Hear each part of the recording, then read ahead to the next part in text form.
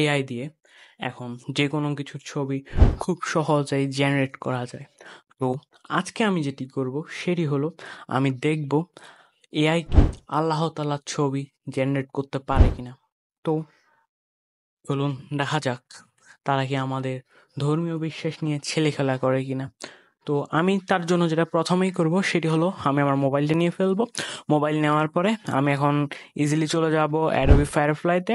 Adobe ফায়ারফ্লাইতে চলে যাওয়ার পরে আমি এখানে লিখে নিব, যেহেতু এটি একটি ফ্রি জেনারেটর, ইমেজ জেনারেটর, তো আমি ফ্রিটা ইউজ করতেছি আপাতত। তো এখন আমি অ্যাডোবি ফায়ারফ্লাইতে চলে গেলাম, যাওয়ার পরে আমি এখানে লিখব আল্লাহ। হ্যাঁ, তো এখন আমি আল্লাহ লিখে ফেললাম। লেখার পরে আমি এখন জেনারেট ক্লিক করলাম।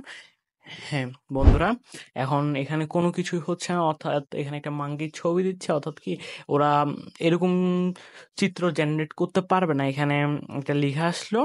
তো হ্যাঁ, তারা আমাদের ধর্মীয় বিশ্বাস নিয়ে কোনো প্রকার ছেলেখেলা করেনি এবং তারা আমাদের ধর্মীয় বিশ্বাসকে সম্মান করেছে।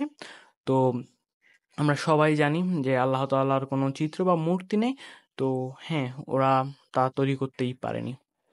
এটাই আল্লাহর সর্বশক্তিমানের সর্বশক্তি। থ্যাংক ইউ ভিডিওটি দেখার জন্য। Bye bye.